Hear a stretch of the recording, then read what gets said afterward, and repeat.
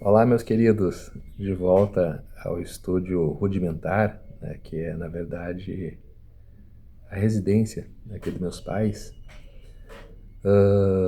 Muitos acontecimentos têm ocorrido no mundo e nós sabemos que dentro do cânon bíblico, um dos principais livros que traz assim uma certa controvérsia, né, é o livro de Cantares de Salomão, porque ele tem, embora superficialmente, a leitura de A Paixão de Salomão pela Sunamita, né, que seria originária de Sunem, uma pessoa, uma camponesa, uma pessoa simples, e mesmo Salomão tendo aquilo que a Bíblia mostra, porém não respalda, porque nem tudo que a Bíblia mostra, a Bíblia respalda. 1.000 mulheres, 300 oficiais, que foram fruto de casamentos de Salomão em coalizão com países. Por que o nome Salomão significa paz? Porque Salomão foi o único rei na história de Israel que conseguiu estabelecer um princípio de paz, mas com um custo, que era o quê? Coalizões com seus países, com países ao redor. Essas coalizões elas eram firmadas através do casamento. E então o livro de Cantares ele aborda, digamos, o único amor da vida de Salomão, porque Salomão ele não amava as suas 1.000 esposas, 300 oficiais e 700 concubinas. Tudo era parte de um plano assim de ostentação da riqueza que Salomão tinha. E embora o livro de Cantares trate desse grande amor de Salomão, né, dessa morena que tanto aplacou o coração de Salomão, ele é um livro profético. Ele tem um contexto profético e eu quero aqui abordar essa parte profética que está, digamos assim, nas camadas inferiores, né, da escritura. Qual que é a camada inferior? Não no sentido pejorativo. A camada inferior é a camada que não fica no campo da superficialidade. Tanto que filósofos, padres, entusiastas em história, eles estudam a Bíblia, eles conseguem subtrair o superficial, ou seja, a letra.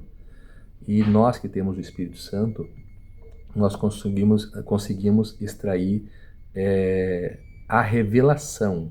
A revelação, ela só é dada aos filhos.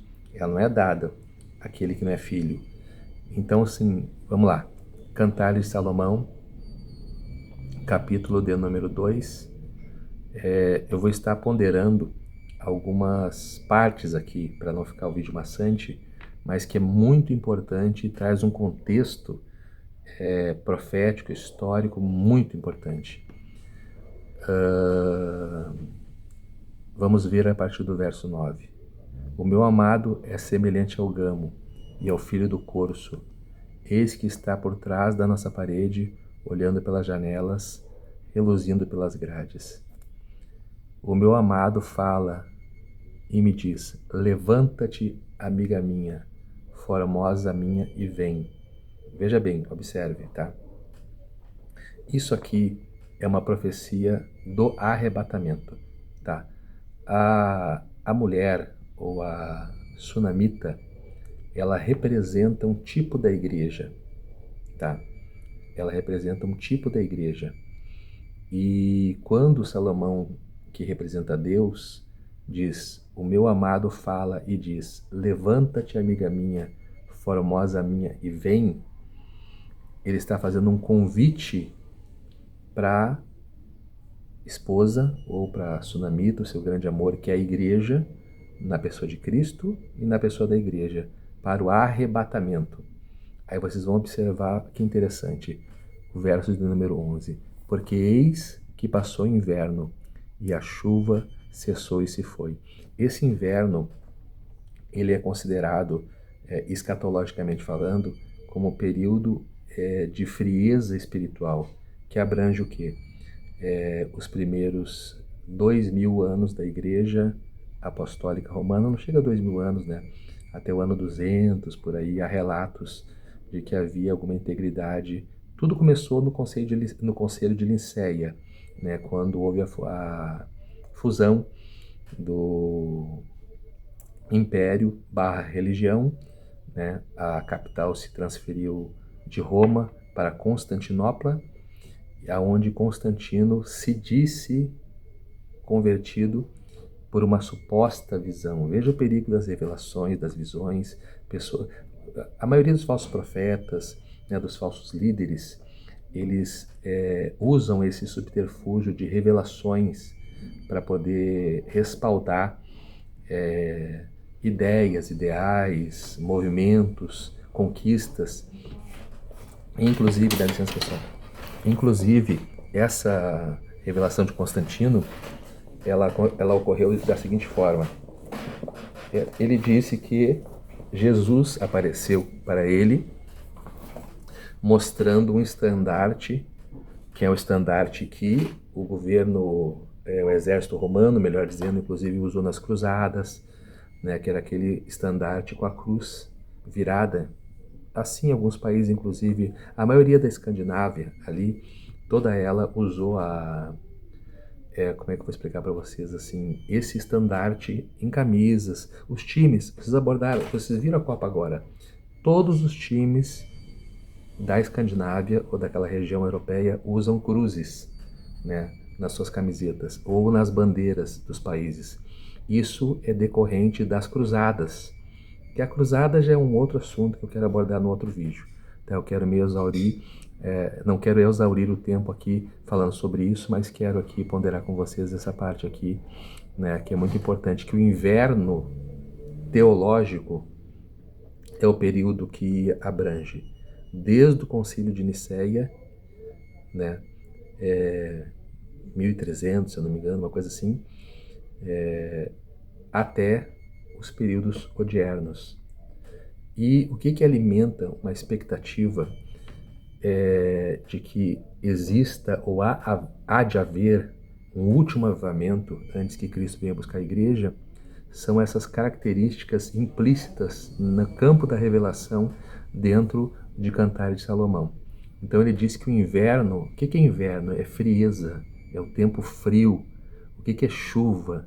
Chuva é um tempo assim, sabe, que as pessoas se bloqueiam, se fecham, não vão para a rua, tá? Então aqui traz uma palavra positiva, porque eis que passou o inverno e a chuva cessou e se foi.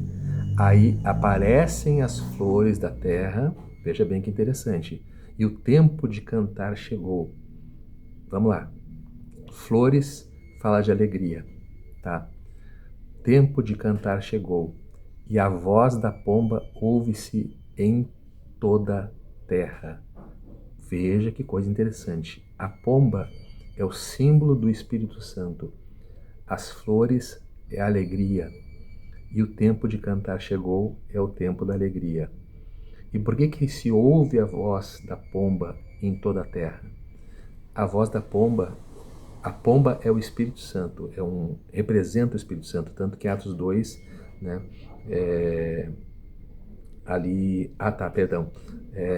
quando Jesus foi batizado, o Espírito Santo desceu em forma corpórea de pomba, e o Espírito Santo tem essa simbologia, digamos assim, atrelada a tipos, fogo, água, pomba, enfim, mas a pomba é a principal, tanto que em qualquer representação referente à pessoa do Espírito Santo, sempre aparece a pomba. Então assim, quando a Bíblia vai dizer que a pomba, ela canta e a voz dela se ouve em toda a terra, é que há de haver um movimento do Espírito mundial. Veja bem que coisa interessante isso aqui, tá? Aí seguimos por 13. A figueira já deu seus figuinhos. Quem que é a figueira? A figueira é Israel, tá? E aqui a Bíblia diz que Israel já deu seus figuinhos. E a vide em flor, veja bem, a vide em flor, vamos lá, escatologicamente falando, tá? A figueira é Israel, tá? O que vem antes? Figo ou flor? Primeiro vem, entendeu? A flor e depois vem o figo. Aí o que acontece? A figueira, ela dando os seus figos, ela mostra que ela vem antes da igreja. Pode observar. Figueira, Israel. Vide, videira, igreja, tá? E a Bíblia diz assim, ó: e as vides em flor exalam o seu aroma. Qual aroma? O bom perfume de Cristo. Então o que acontece? Haverá, escatologicamente falando, e isso me traz essa esperança, um último grande avivamento mundial, aonde o perfume de Cristo, através do mover da pomba, do espírito, do cântico da pomba mundial, vai exalar um bom perfume de Cristo nas instituições, nas escolas, nas ruas, nas igrejas. Isso fala de avivamento mundial. Isso é muito claro, muito explícito, não precisa ser um grande hermeneuta, né, ou um grande exegeta, perdão, para poder extrair do texto essas informações. Aí continua o 14, não, continua o 13. Amiga minha, formosa minha, levanta e vem. Um convite ao arrebatamento pós-avivamento mundial. Veja bem que esperançosa essa palavra. Pomba minha, que anda pelas fendas das penhas, no oculto das ladeiras, mostra tua face. Por quê? Porque durante esse período, que era um período de, digamos, apostasia, de perseguição, de negridão espiritual, de trevas, a igreja se ocultou, e por muitas vezes se ocultou, inclusive, dentro de cavernas. Nós conhecemos, inclusive, um livro, né, que, se eu não me falha a memória, são as catatumbas de Roma, né, que falam dos cristãos que reuniam-se fugindo do imperador romano Nero e reuniam-se nos cemitérios para que não viessem ser martirizados, e muitos em cavernas. Então veja bem, o convite aqui do Espírito é que a pomba venha mostrar sua face, que ela venha sair do anonimato, que ela venha sair das quatro paredes, que ela venha sair daquilo que ali enclausura, lhe intimida, lhe traz medo. Aí continua dizendo então Salomão: pomba minha que anda pelas fendas das penhas, ou seja, enfim, fenda é uma fissura escondida, tá? Mostra a tua face, aparece, cresce, não se omita, não se esconda, tá? E ali ele diz assim, ó: faze-me ouvir a tua voz, porque a tua voz é doce e a tua face é aprazível. Então qual que é o convite? O convite é pela pregação, é pela voz, ó, presta bem atenção, é pela voz da pomba que usa os seus instrumentos, porque nós somos o templo do Espírito Santo, logo a voz do Espírito manifesta-se através de nós, seja por igreja, seja por praça, seja por rádio, seja por qual mecanismo que nos proporcione impulsionarmos a pregação do Evangelho. Ali, então, existe um clamor, e se esse clamor da parte de Deus faz-me ouvir a tua voz, protesta, é porque a igreja se cala. E a igreja se cala de muitas formas, omitindo, causando heresias, distorcendo o evangelho, pregando o evangelho superficial. São formas de calar a verdadeira voz do Espírito. Ali continua: porque a tua voz é doce e a tua face é aprazível. Aí o verso 15, ele vem trazer uma exortação que diz assim, ó: apanhai-me as raposinhas que fazem mal às vinhas, porque as nossas vinhas estão em flor. Vinha, já expliquei para vocês. Igreja. Quem são as raposinhas? A raposinha é o símbolo do pecado. Quem que corrói? Para quem assim já esteve em Israel, inclusive eu ouvi um relato de um pastor uma vez, amigo meu, que esteve em Jerusalém. Eles têm grandes campos de vinhas plantadas, só que entre aqueles campos existem locais onde muitas vinhas elas secam. E quem olha assim, poxa, não vê nada assim que venha denotar porque que umas florescem e outras secam, porque que umas dão fruto e outras secam. E aí quem se aproxima e se apercebe do que está acontecendo, vai ver que a raposa ela tem o costume de fazer o seu ninho embaixo das raízes das videiras. E como é natural da raposa, você pode pegar até esse é do cão mesmo. O canino ele é assim, ele rói as coisas. As raposinhas roem rói a raiz das videiras e quando rói a videira se alimenta da água e dos nutrientes do solo e por fim ela morre. Então o que são as raposinhas? Por que raposinha? Podia ser raposas. Raposinhas são coisas pequenas que muitas vezes de forma imperceptível nós deixamos entrar na nossa vida e acaba matando a vida da vinha. São as heresias, a falta de oração, a falta de jejum, a falta de compromisso com a palavra. Então veja bem assim a profundidade desse texto. E ele não e o melhor dizendo, é que existe um clamor e uma ordem do Pai, uma ordem de Deus, apanhai-me as raposas. Tem que ser denunciado toda e qualquer heresia, todo e qualquer confronto à pura e sã Escritura tem que ser combatido veementemente. Tem gente que diz assim, não pode julgar, porque uns pensam assim, outros pensam assado. Irmãos, existe uma ortodoxia bíblica. 90% dos que são estudiosos bíblicos e conhecem de verdade o conteúdo bíblico, eles convergem no mesmo pensamento. Existe uma minoria que destoa e tenta distorcer para campos comportamentais comprometedores, que são antibíblicos. Aos tais, nós temos que refutá-los. É esse o convite. Temos que apanhar as raposas, porque as raposinhas fazem mal às vinhas, porque as nossas vinhas estão em flor. Então, assim, queridos, eu vou fazer uma série de vídeos nesse campo escatológico, né? Quero, inclusive, desculpar os irmãos aí de alguns dias que eu não gravei vídeo. Eu estava com sintomas parecidos com Covid. E até porque meus pais já têm idade, né?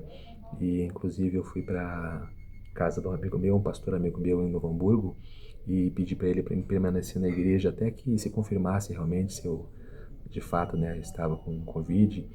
E fiz ali um exame preliminar, coisa e tal. A princípio se afastou isso aí, só que eu não posso pôr em risco a vida dos meus pais, Então por isso eu fiquei uns dias fora, visto que eu não tenho, né, nada, aí eu retornei para cá, enquanto é minha, digamos assim, minha casa temporária, né?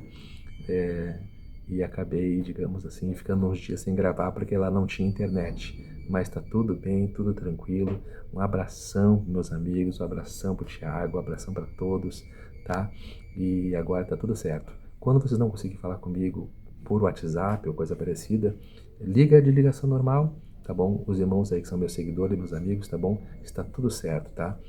A gente estava com um projeto aí para, digamos assim, lançar uma empreitada missionária em outro estado. Acabou não dando certo, mas nós estamos já com outra carta na manga aí de uma empreitada missionária que possivelmente vai dar certo. E então em breve aí, no máximo final de semana, já tenho notícias boas para vocês, tá bom? Logo o pastor Luciano vai estar na ativa de novo aí pregando e fazendo aquele rebuliço. Se bem que eu nunca deixei de pregar, né? Estou sempre aqui servindo os irmãos com o melhor que Deus me deu, né? Que é esse conhecimento bíblico. Tá bom, queridos? Um abração, Deus abençoe.